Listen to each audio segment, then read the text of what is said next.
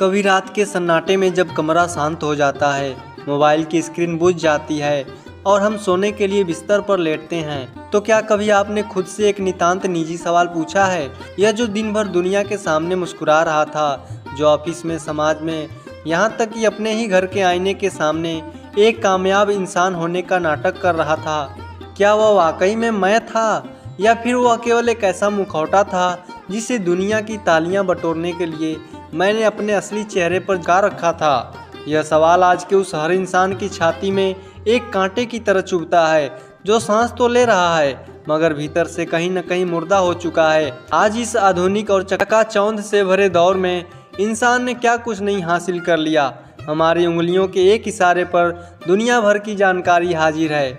हमने कंक्रीट के गगनचुंबी महल खड़े कर लिए हैं, बैंक खातों में सुरक्षा का भ्रम जमा कर लिया है और सोशल मीडिया के आभासी संसार में हजारों फॉलोअर्स की भीड़ इकट्ठी कर ली है। लेकिन इस अंधी और बदहवास दौड़ का सबसे खौफनाक और कड़वा सच जानते हैं क्या है? इंसान अपने इतिहास में इतना अकेला, इतना खोखला, इतना डरा हुआ और इतना झूठा कभी नहीं था जितना वह आज है। साथ संगत जी, हम एक ऐसी अजीबोगरीब सभ्यता में जी रहे हैं जहां सच्चाई को सबसे सस्ती और बेवकूफ़ी भरी चीज मान लिया गया है और छल कपट, स्मार्टनेस या होशियारी का नाम दे दिया गया है।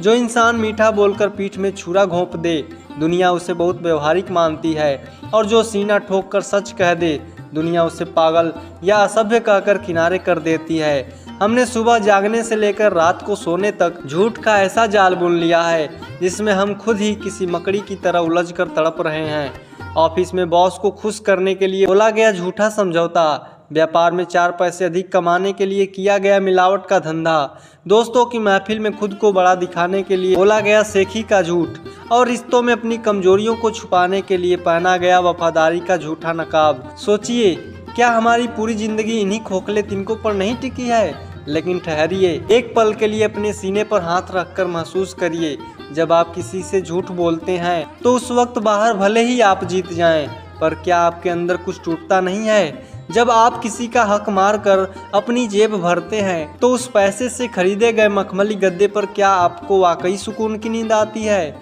नहीं आती, क्योंकि हमारे इस हाड़ मांस के पुतले के भीतर एक अदालत है जो कभी रिश्वत नहीं लेती। वह अदालत हमारी आत्मा की है, हमारे ज़मीर की है। जब जब हम झूठ की डगर पर एक कदम आगे बढ़ते हैं, हमारा ज़मीर हमें धिक्कारता है। लेकिन दुख की बात यह है कि हमने उस अंदरूनी आवाज़ को दबाने के लिए तनाव, डिप्रेशन और नींद की गोलियों का सहारा लेना शुरू कर दिया है। हम बाहर की दुनिया को तो धोखा दे सकते हैं, पर इस भीतर बैठे परमात्मा को कैसे चकमा देंगे, जो हमारी हर धड़कन का साक्षी है। इसीलिए आज इंसान के चेहरे से वह कुदरती चमक गायब हो चुकी है जो कभी हुआ करती थी। आज मुस्कुराहटें तो हैं, पर वे सिर्फ कैमरों के लिए हैं। आज गले तो मिलते हैं, पर दिलों में नफरत की खाइयां हैं। आज बातें तो बहुत बड़ी बड़ी हैं, पर किरदार इतना बौना है कि हवा के हल्के झोंके से बिखर जाए। इंसान अंदर से लगातार खाली हो रहा है, क्योंकि उसने उस असली स्रोत से अपना नाता तोड़ लिया है जो इस पूरे ब्रह्मांड का एकमात्र आधार है, और वह आधार है सत्य। साथ संगत जी, सत्य कोई दार्शनिक सिद्धांत नहीं है जिसे किताबों में पढ़कर अलमारी में सजा दिया जाए। सत्य कोई ऐसा भाषण नहीं है जिसे मंचों से झाड़कर तालियां बटोरी जाए। सत्य तो एक बहती हुई निर्मल नदी है, जो इस नदी में उतर जाता है उसका सारा मैल धुल जाता है, और जो इसके किनारे बैठकर सिर्फ तमाशा देखता है वह प्यासा ही मर जाता है। लेकिन सवाल यह उठता है कि जिस दुनिया में चारों तरफ सिर्फ झूठ का बाजार गर्म हो, जहां सच बोलने की कीमत लहू से चुकानी पड़ती हो, जहां अपने ही पराये हो जाते हों, उस संसार में कोई इंसान सच्चाई की राह पर चलने की हिम्मत कैसे जुटाए? इंसान को वह रोशनी कहाँ से मिले जो उसके भीतर के इस घोर अंधियारे को चीरकर उसे सच का साक्षात्कार करा सके? साथ संगत जी, यहीं पर जीवन में जरूरत पड़ती है एक ऐसे रहबर की, एक ऐसे सतगुरु की, जो इंसान की बंद आंखों पर से अज्ञान का चश्मा उतार फेंके। साथ संगत जी, आज निरंकारी मिशन का सबसे पावन संदेश यही है कि जब तक इंसान इस परम सत्य यानी इस निरंकार, सर्वव्यापी और शाश्वत प्रभु को साक्षात जान नहीं लेता, तब तक उसके जीवन में कोई भी सच्चाई टिक नहीं सकती। साथ संगत जी, आज हमें सद्गुरु यही समझा रहे हैं कि बाहर की दुनिया में जिसे तुम सच मान बैठे हो, यह दौलत, यह हुकूमत, यह जवानी, ये रिश्ते नाते, यह सब कुछ तो एक दिन पानी के बुलबुले की तरह फूट जाने वाले हैं। फिर जिस चीज का वजूद ही 4 दिन का है, उसके लिए अपने अनंत जीवन को झूठ और पाप के हवाले क्यों करना। साथ संगत जी, सच्चाई की राह पर चलना कोई आसान खेल नहीं है। यह राह शीश झुकाने की नहीं, बल्कि अपने भीतर की मैं यानी अहंकार का शीश काटकर सद्गुरु के चरणों में अर्पित करने की राह है। यह रास्ता अकेला जरूर कर सकता है, इसमें दुनिया की ताने जरूर मिल सकते हैं। हो सकता है अपने मतलब परस्त रिश्तेदार आपका साथ छोड़ दें, लेकिन इस राह का जो सबसे बड़ा इनाम है वह यह है कि आपके साथ स्वयं यह अकाल पुरख निरंकार खड़ा हो जाता है। और सोचिए, जिसके सिर पर तीनों लोकों के मालिक का हाथ हो, उसे इस 2 कौड़ी के संसार के विरोध से क्या डरना। तो आइए आज अपने दिल के सारे दरवाजे खोल दीजिए। आज दुनिया की इस बनावटी भीड़ से खुद को अलग करके अपनी रूह की गहराइयों में गोता लगाइए। आज हम जानेंगे कि वह कौन सा सच है जिसे पाकर इंसान हमेशा के लिए बेफिक्र हो जाता है। वह कौन सी राह है जहाँ चलने से कांटों में भी फूलों की महक आने लगती है। और वह कौन सा दीदार है जिसे देखने के बाद इंसान को फिर किसी अंधेरे का डर नहीं सताता। तो अपनी आत्मा को जगाइए, अपने मन के मैल को धोने के लिए तैयार हो जाइए। पूरी श्रद्धा व तड़प के साथ इस रूहानी यात्रा पर हमारे साथ कदम बढ़ाइए, क्योंकि हम प्रवेश करने जा रहे हैं उस पावन मार्ग में जिसे संतों ने युगों युगों से सच्चाई की राह कहा है। सत्संग जी, इंसान सारी उम्र भागता रहता है। बचपन खिलौनों में बीता, जवानी दौलत और शोहरत की हवस में, और बुढ़ापा बीमारियों और पछतावे में। कभी अकेले में बैठकर खुद से पूछिए, इतनी दौड़ धूप के बाद आखिर हाथ क्या लगा। दुनिया की हर चीज़ बदल रही है। जिस चेहरे पर कल तक गुमान था, उस पर झुर्रियाँ आ गईं। जिस तिजोरी पर पहरे थे, वो यहीं छूट गईं। जिस शरीर को इत्र से महकाया, एक दिन वही राख का ढेर बन जाएगा।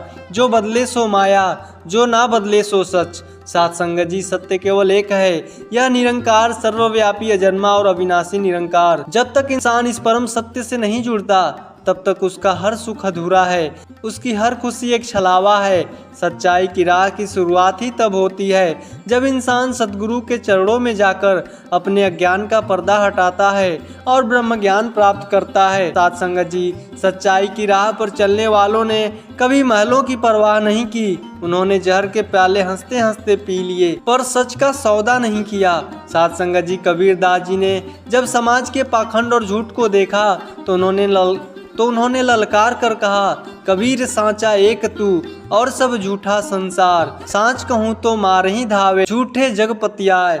कबीर दास जी कहते हैं कि है निरंकार, केवल तू ही शाश्वत सत्य है। यह दुनिया इतनी अजीब है कि अगर कोई सच बोले तो लोग मारने के लिए दौड़ते हैं, और अगर कोई झूठा दिलासा दे तो पूरी दुनिया उस पर भरोसा कर लेती है। पर जो सच्चा भक्त है वह दुनिया की गालियां सुनकर भी इस सच का दामन नहीं छोड़ता। साथ संगत जी, जो सृष्टि के आरंभ में सच था, जो युगों युगों से सच है और जो आज भी मौजूद है, वो कल भी रहेगा, वही अकाल पुरख निरंकार है। इस सत्य को जानना ही जीवन की सबसे बड़ी उपलब्धि है। साथ संगत जी, एक सूफी फकीर अपने शिष्य के साथ जंगल से गुजर रहे थे। रास्ते में शिष्य को मिट्टी में दबी हुई सोने की एक भारी ईंट मिली। शिष्य की आंखें चमक उठी। उसने सोचा कि इसे बेचकर मेरी 7 पीढ़ियों की गरीबी दूर हो जाएगी। उसने गुरुजी से छिपकर वह ईंट अपनी झोली में रख ली। शाम ढली, दोनों एक घने जंगल में रुक गए। अब शिष्य को हर पत्ते की खड़खड़ाहट में डाकू नजर आने लगे। उसे पसीना आ रहा था, हाथ कांप रहा था। वह रात भर सो नहीं पाया। सुबह फकीर ने मुस्कुराकर पूछा, बेटा, कल तक तो तू जमीन पर बेफिक्र होकर सोता था, आज रात भर करवटें क्यों बदल रहा था। साथ संगत जी, शिष्य रो पड़ा और उसने झोली से सोने की ईंट निकालकर गुरु के चरणों में रख दी। फकीर ने बड़े प्यार से उसके आंसू पोंछे और कहा, बेटा, जब तक तेरे पास सच्चाई और संतोष का धन था, तू राजाओं की तरह सोता था। जैसे ही तेरी झोली में झूठ और लालच का सोना आया, तेरी नींद और चैन दोनों लुट गए। सच्चाई की राह पर चलने वाला सूखी रोटी खाकर भी बेफिक्र रहता है, और झूठ के सहारे जीने वाला महलों में भी कैदी होता है। साथ संगत जी, हजरत शेख अब्दुल कादिर जिलानी बचपन में जब तालीम के लिए बगदाद जा रहे थे, तो उनकी मां ने उनके कुर्ते की जेब में 40 सोने के सिक्के सिल दिए थे और विदा करते समय कहा था, बेटा, हालात चाहे जैसे भी हों, कभी भी झूठ मत बोलना। सच्चाई ही रब का रूप है। साथ संगत जी, रास्ते में डाकुओं के एक गिरोह ने काफिले को लूट लिया। एक डाकू उस छोटे से बालक के पास आया और मजाक में पूछा, ऐ लड़के, तेरे पास भी कुछ है क्या? बालक ने बिना किसी डर के कहा, हाँ, मेरे कुर्ते के अंदर 40 अशर्फियाँ सिली हुई हैं। डाकू उसे अपने सरदार के पास ले गया। सरदार ने जब सिक्के देखे तो दंग रह गया। उसने पूछा, तू जानता था कि हम डाकू हैं, फिर भी तूने सच क्यों बोला? साथ संगत जी, बालक की आंखों में पानी भर आया। उसने कहा, मेरी माँ ने मुझसे वादा लिया था कि चाहे जान चली जाए पर सच का साथ मत छोड़ना। अगर मैं अपनी माँ से किया वादा तोड़ देता तो अपने रब के सामने कैसे मुंह दिखाता? साथ संगत जी, इस मासूम सच ने डाकुओं के क्रूर दिल को पिघला दिया।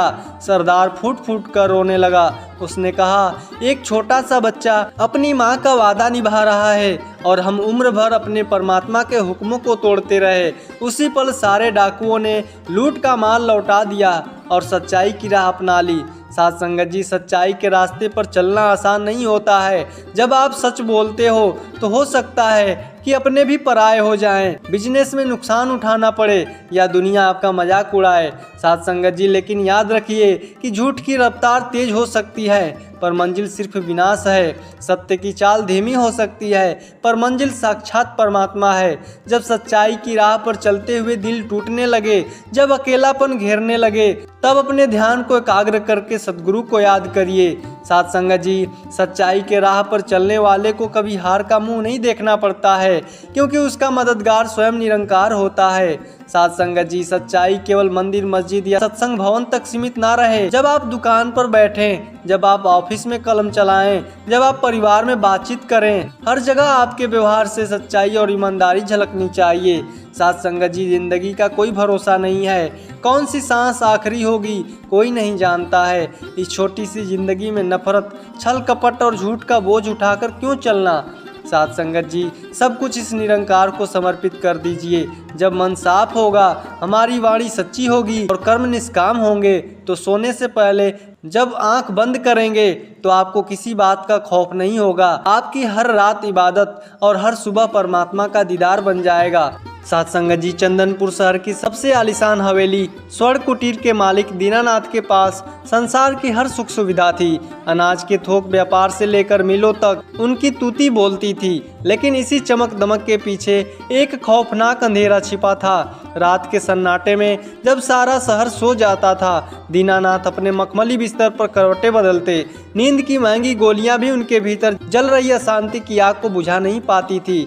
इस बेचैनी की जड़ 25 साल पुराने एक विश्वासघात में दबी थी। जवानी के दिनों में दीनानाथ और उनके बचपन के मित्र रघुवीर ने मिलकर अनाज का कारोबार शुरू किया था। रघुवीर सीधा साधा, खुददार और ईश्वर पर अटूट भरोसा रखने वाला इंसान था। जब भारी मुनाफा हुआ तो दीनानाथ के मन में लालच आ गया। उन्होंने जाली दस्तखत कर रिश्वत देकर रघुवीर को व्यापार से बाहर निकाल दिया और सारी संपत्ति के अकेले मालिक बन बैठे। रघुवीर ने तब रोते हुए केवल एक बात कही थी, दीना, तूने दौलत तो जोड़ ली पर इस खुदा की अदालत से कैसे बचेगा जो इस पूरे ब्रह्मांड का सच्चा हिसाब रखता है। आज से तेरी और मेरी राहें अलग हैं। तूने झूठ का महल चुना है, मैं सच्चाई की धूल फांक लूंगा। 25 साल के बाद दीनानाथ के पास अरबों की दौलत तो थी पर घर में सुकून का नामो निशान नहीं था। पत्नी असमय काल का ग्रास बन चुकी थी और इकलौता बेटा रोहन अय्यासी, जुए और शराब की लत में डूबकर हर दिन अपने पिता को गालियां देता था। दीनानाथ को हर पल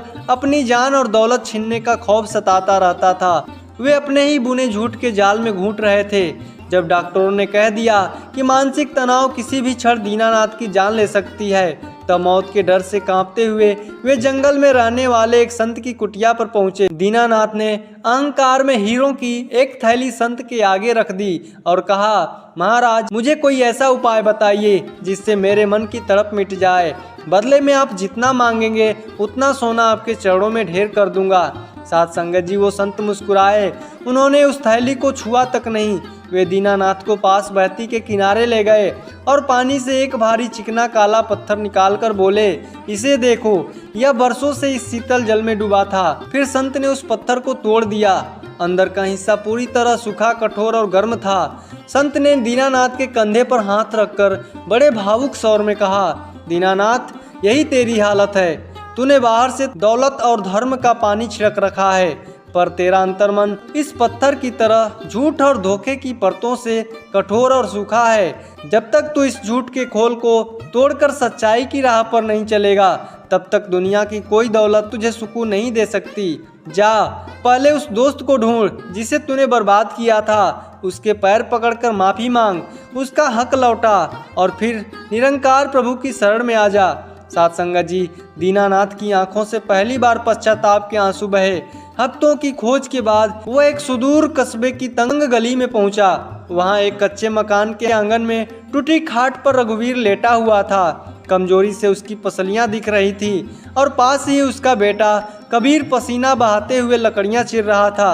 दीनानाथ दौड़कर सीधे रघुवीर के पैरों में गिर पड़ा। वह बच्चों की तरह बिलखते हुए बोला, रघु, मुझे माफ कर दो भाई।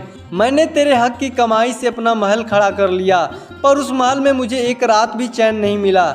मैं तेरा पापी हूँ, मुझे मार ले, पर इस नरक से निकाल ले। साध संगत जी, दीनानाथ ने अपनी आधी संपत्ति के कागजात और जेवरात रघुवीर के सामने रख दिए। रघुवीर के चेहरे पर कोई क्रोध नहीं था। उसने दीनानाथ को उठाकर गले से लगा लिया और संदूक वापस खिसकाते हुए कहा, दीना, जब तूने मुझे लूटा तब भी मैंने सच्चाई की राह नहीं छोड़ी। मैंने सूखी रोटियां खाई, मेरे बेटे ने मजदूरी की, पर हम हर रात चैन की नींद सोए। हमारे सीने पर किसी के धोखे का बोझ नहीं था। मुझे तेरी दौलत नहीं चाहिए। अगर सच में प्रायश्चित करना है तो अपने इस धन को गरीबों और अनाथों की सेवा में लगा दो। मैंने तुझे उसी दिन माफ कर दिया था, क्योंकि सच की राह पर चलने वाला अपने दिल में नफरत का मैल जमा नहीं करता है। साध संगत जी, दीनानाथ को समझ में आ गया कि असली रईस कौन था। वह अरबपति होकर भी कंगाल था और रघुवीर फटी चादर में भी शहंशाह था।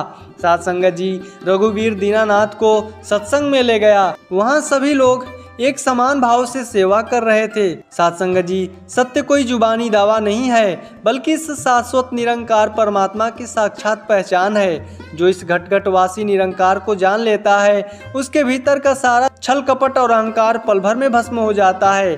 साध संगत जी, सदगुरु के चरणों में शीश झुकाते ही दीनानाथ को ब्रह्मज्ञान की दिव्य दृष्टि प्राप्त हुई। जब उसे समझ में आया कि हर इंसान में यही एक नूर बसता है, तो उसके भीतर की सारी चालाकियां खत्म हो गई। घर लौटकर वो अपने हवेली को जन कल्याण ट्रस्ट बना दिया।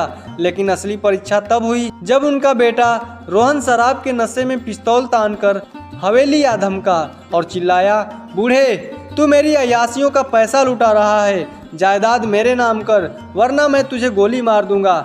साध संगत जी, उस दिन दीनानाथ डरे नहीं। उन्होंने आगे बढ़कर रोहन को सीने से लगा लिया और रोते हुए बोले, बेटा, कसूर तेरा नहीं, मेरे उस झूठ और बेईमानी की कमाई का है जिसने तेरी बुद्धि भ्रष्ट की। मैंने तुझे दौलत के नाम पर जहर दिया था। अगर मेरी जान लेकर तुझे शांति मिलती है तो गोली मार दे, पर वादा कर कि इसके बाद तू कभी झूठ की राह पर नहीं चलेगा। पिता के इस निश्चल प्रेम और सत्य की तेज ने रोहन के भीतर के अपराधी को झकझोर दिया। पिस्तौल हाथ से छूट गई और वह फूट फूट कर पिता के चरणों में गिर पड़ा। सच्चाई के प्रकाश ने एक भटके हुए बेटे को नया जीवन दे दिया।